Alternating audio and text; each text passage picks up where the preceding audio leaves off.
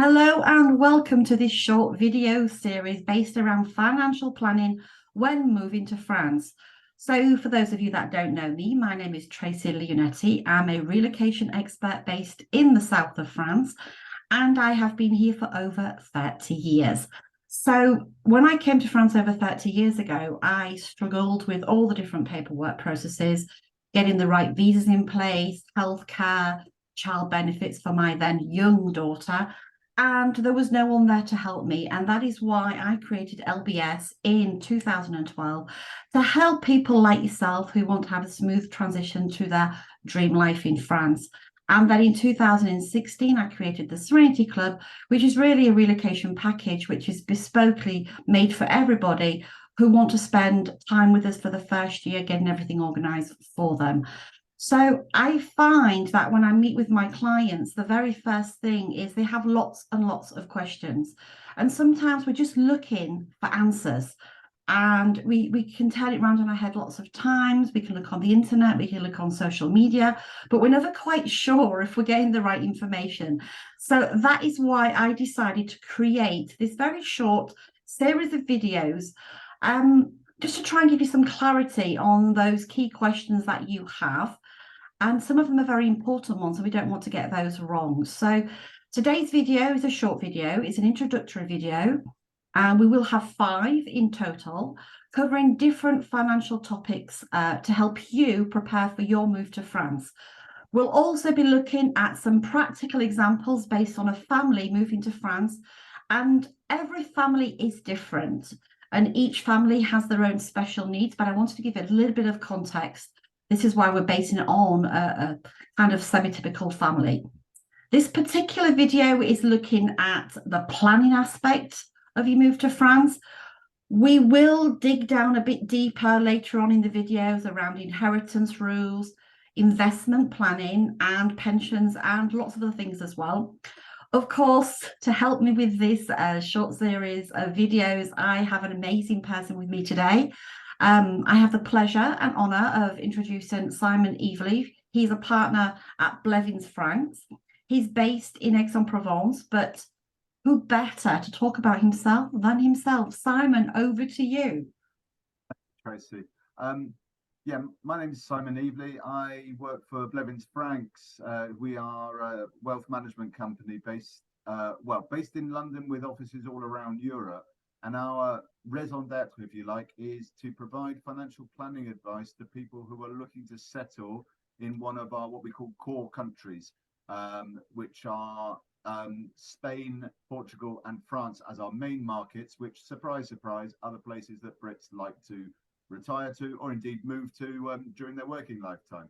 So we help people make sure that what they've got in place in the UK can work in the new country, i.e. France, as far as we're concerned, or if it doesn't work, what are the alternatives? So we help people transition out of the UK system into the French system and meet all their planning requirements and needs, both at the beginning and going forward.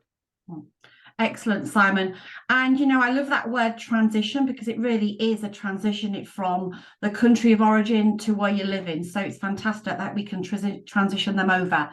So let's just take a minute just to look at the typical family that I personally deal with when I'm dealing with my clients who are moving to France.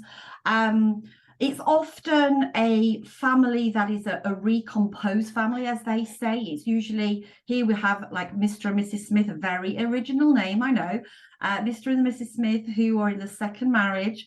They have a child from the previous marriage and they have a child together. They're probably moving over together and they're bringing over their dad. So Grandad Smith is coming over as well. Mr. and Mrs. Smith, they have a property in France. They've bought a property and they have a property in the UK usually. And generally speaking, obviously, Grandad Smith would have some sort of personal pension plans. He would have private pensions. In this particular case, I've put down that obviously he used to work as a teacher and he has ISAs. So it's just to give a general idea of, so we have some context to some of our questions today. But again, you know, it's a family that might not be exactly, you know, your situation.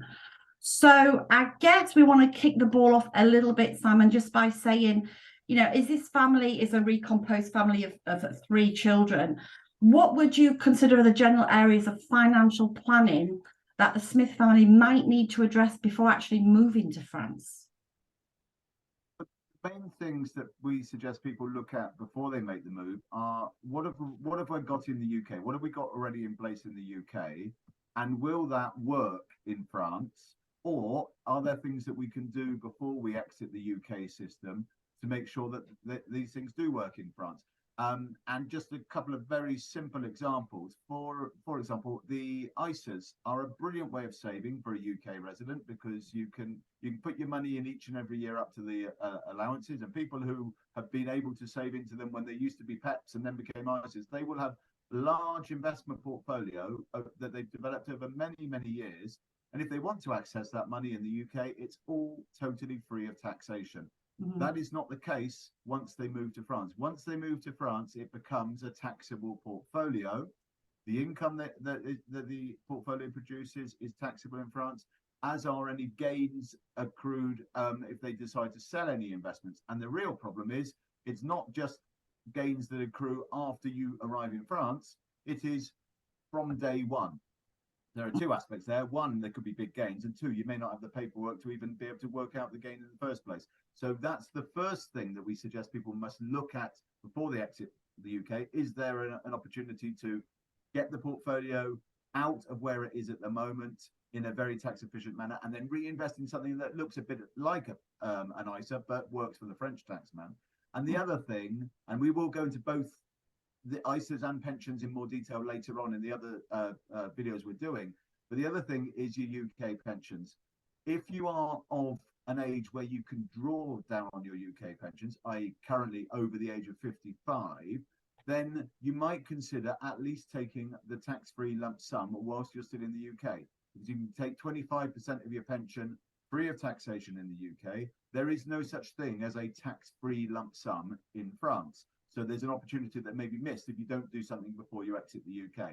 As I said, we'll go into more detail in other videos, but those are the two main things that we look at. But the general overriding theme is look at what you've got, and are there things that won't work in France and you could undo before you exit the UK system? Yeah, that's excellent advice, Simon.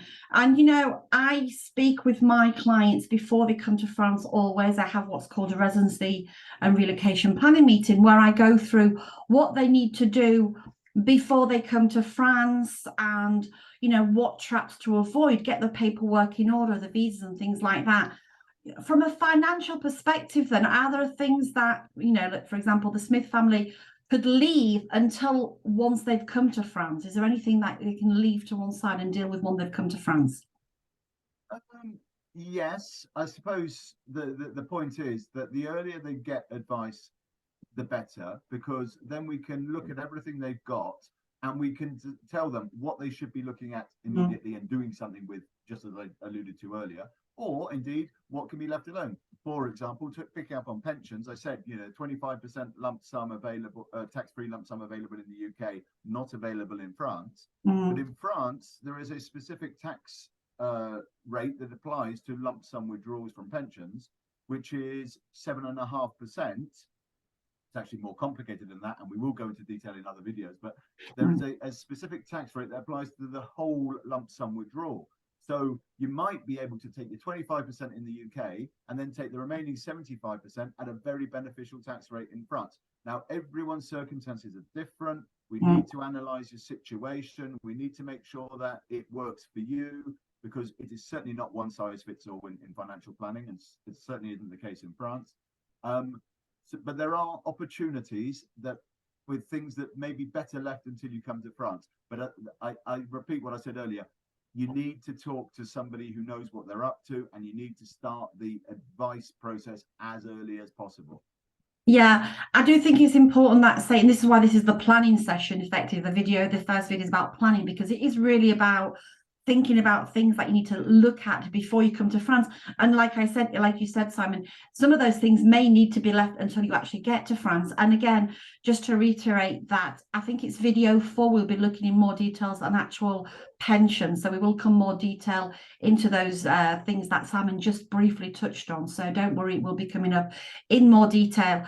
For me, it feels like we've kind of come full circle in the last 30 years, to be quite honest, because when I came here 30 years ago, the UK was not part of the EU.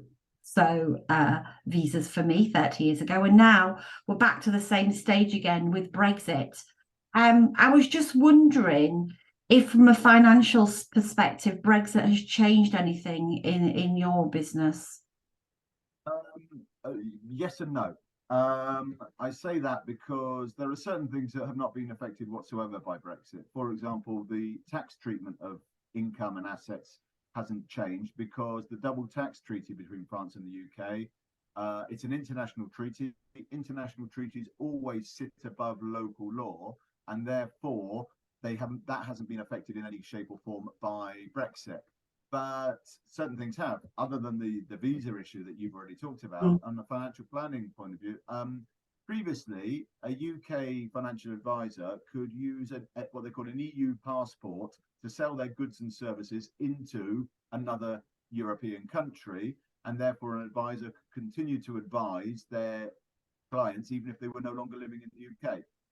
There was an absence of financial services in the withdrawal agreement. And therefore, at the moment, UK advisors don't have the regulatory right to advise people living in the EU unless they have applied for a license within the EU. So we're increasingly coming across people who are no longer able to be advised by the person that they've sought advice from in the UK for the last 20, 30 years. So that's the major change.